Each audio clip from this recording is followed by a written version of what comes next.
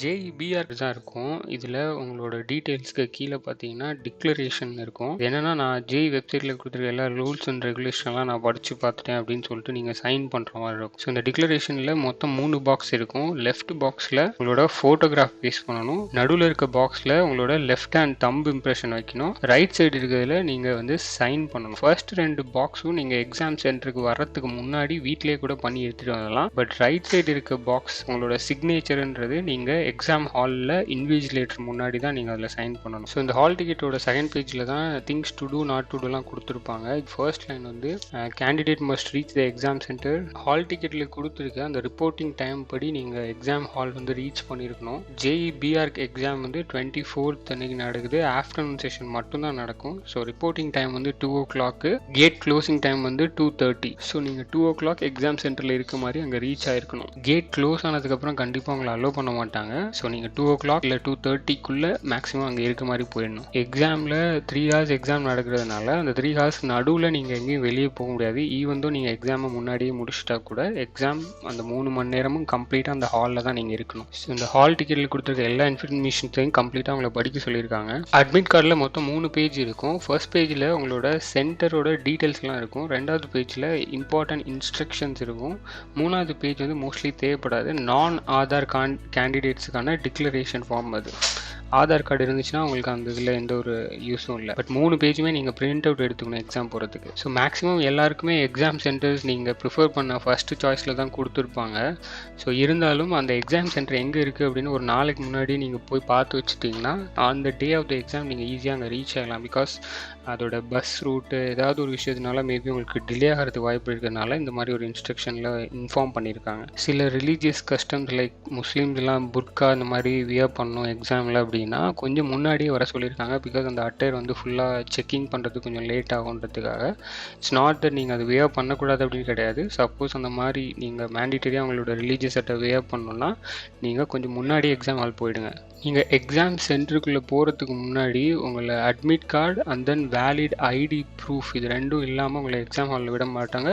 Also metal detector வச்சு உங்களை கம்ப்ளீட்டாக செக் பண்ணிட்டு தான் அலோவ் பண்ணுவாங்க. இது இல்லாமல் எக்ஸாம் ஹாலுக்குள்ளே நீங்கள் என்டர் ஆக முடியாது. ஸோ எக்ஸாம் ஹாலுக்குள்ளே நீங்கள் எந்த மாதிரி ஐட்டம்ஸ் எல்லாம் கொண்டு போகணும் அப்படின்ற லிஸ்ட் கொடுத்துருக்காங்க. உங்களோட வாட்டர் பாட்டில் கொண்டு போகலாம், பட் கம்ப்ளீட் டிரான்ஸ்பரண்ட்டாக இருக்கணும். பால் பாயிண்ட் பென், டிரான்ஸ்பரண்ட்டான பென் வந்து எடுத்துகிட்டு போகலாம். அட்மிட் கார்டு எடுத்துகிட்டு போகணும். அதில் self declaration already photo and thumb impression பண்ணி நீங்கள் எடுத்துகிட்டு போகலாம். அடிஷ்னல் பாஸ்போர்ட் சைஸ் ஃபோட்டோகிராஃப் வந்து நீங்கள் எடுத்துகிட்டு போகணும். உங்களோட அட்டண்டன்ஸ் ஷீட் அண்ட் தென் உங்களோட ஹால் டிக்கெட்டில் சப்போஸ் ஏதாவது மிஸ் மேட்ச் ஆனால் ஒட்டுறதுக்காக.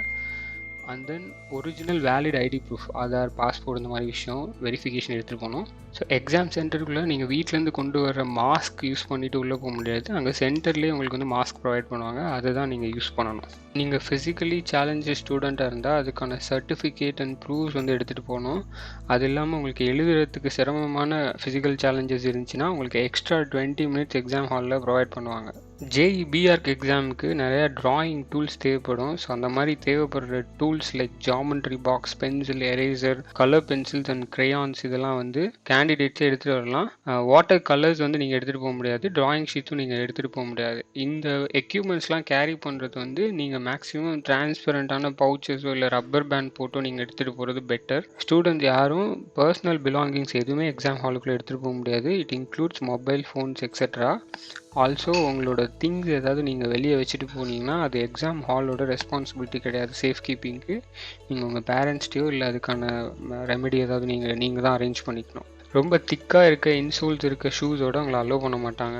எக்ஸாமில் மேக்ஸ் இருக்கிறதுனால உங்களுக்கு ரஃப் பேப்பர்ஸ் தேவைப்படும். இந்த ரஃப் பேப்பர் நீங்கள் வீட்டிலேருந்து கொண்டு வர முடியாது. எக்ஸாம் ஹால்லேயே உங்களுக்கு ரஃப் பேப்பர் ப்ரொவைட் பண்ணுவாங்க. பட் ஈச் ரஃப் பேப்பர் நீங்கள் வாங்குறதுக்கு மேலே உங்களோட ரோல் நம்பர், பேர் இதெல்லாம் எழுதி வச்சுருக்கணும். எக்ஸாம் ஹாலை விட்டு வெளியே வரும்போது அதில் அங்கே ஒரு பாக்ஸ் வச்சுருப்பாங்க. அந்த பாக்ஸில் அதை ட்ராப் பண்ணிவிட்டு நீங்கள் வந்துடணும்.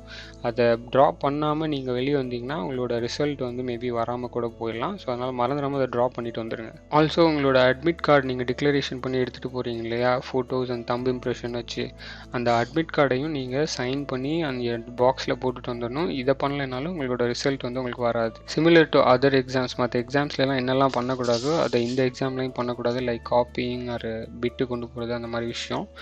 ஸோ எக்ஸாம் வந்து கம்ப்யூட்டர் லேபில் நடக்கிறதுனால ஃபுல்லாக சிசிடிவி கேமராஸ் இருக்கும், ஆல்சோ வித் ஜாமர்ஸ்.